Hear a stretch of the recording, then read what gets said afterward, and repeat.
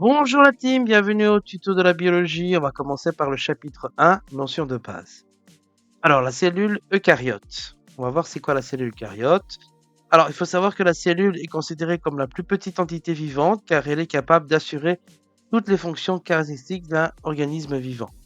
À savoir, la cellule capable d'assimilation.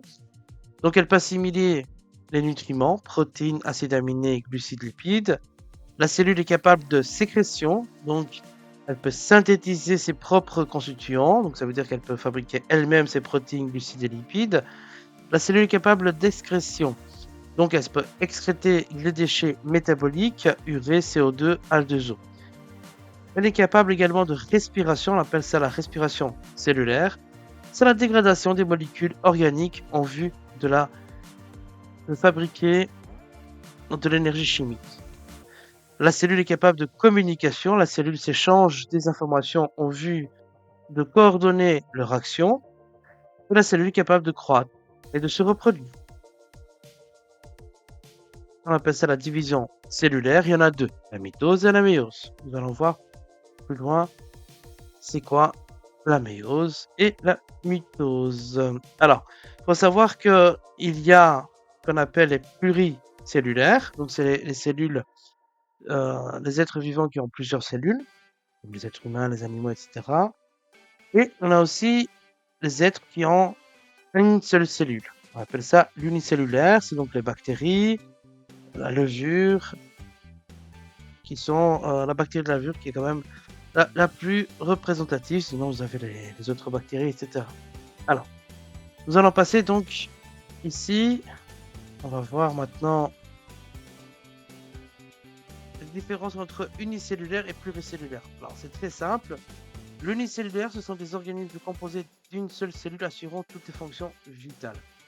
Les cellulaires, ce sont des organismes formés de plusieurs cellules spécialisées organisées en tissus, organes, animaux, plantes, etc., permettant une coopération fonctionnelle. Alors, les unicellulaires sont généralement microscopiques. Il faut un microscope pour les voir.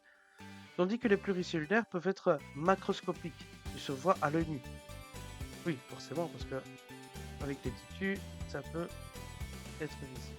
Alors, il faut comprendre qu'un organisme donc, a plusieurs fonctionnalités et notamment il est composé comme suit. Alors, on a d'abord la cellule, c'est l'unité de base du vivant. On a également le tissu, donc plusieurs tissus sont formés par des cellules, donc plusieurs cellules forment un tissu, plusieurs tissus forment un organe et plusieurs organes forment un organisme. Et là, on obtient un être vivant complet, composé de plusieurs systèmes d'organes coordonnés. Alors, on va également voir comment est organisé un organisme pluricellulaire, par exemple l'homme. Alors, l'organisme pluricellulaire, dans un organisme pluricellulaire, par exemple, chez l'homme, nous distinguons principalement deux types cellulaires selon le mode de multiplication. On a la cellule sexuelle qu'on appelle germinale gonade, qui se divise par méiose, et les cellules somatiques, cellules du corps, elles se divisent par mitose. Alors, comme on l'a déjà vu précédemment, la cellule possède les caractéristiques d'un être vivant. Par analogie, des organes d'un organisme pluricellulaire, les organes d'une cellule s'appellent organites, littéralement petit organe. Alors, il faut savoir que les organites de la cellule, les plus importantes qu'on a besoin de connaître, c'est la membrane nucléaire, qui est l'enveloppe qui délimite le noyau. Elle sépare le matériel génétique du cytoplasme. Elle est composée de deux membranes internes et externes. Le nucléopore, ouverture située dans les membranes nucléaires, permet les échanges entre noyau et cytoplasme ARN messager, protéines, signaux. Structure régulatrice, seuls certains éléments peuvent entrer ou sortir. Donc c'est vraiment très importante, celle qui va déterminer ce qui va sortir et rentrer, etc. Alors, nucléole, c'est la région dense du noyau, lieu de synthèse et d'assemblage des ribosomes. Contient de l'ADN spécifique codant l'ARN ribosomique. Alors, on a le réticulum endoplasmique rugueux, ou RER. Réseau de membrane aplati situé près du noyau. Recouvert de ribosomes, aspect rugueux. Rôle synthèse et maturation des protéines destinées à être exportées, insérées dans le membrane ou envoyées vers les organites. En clair, dans le réticulum endoplasmique rugueux, c'est là que les protéines vont se faire. On va dire que c'est la cuisine. Donc, c'est là qu'ils vont faire les protéines qu'ils ont besoin.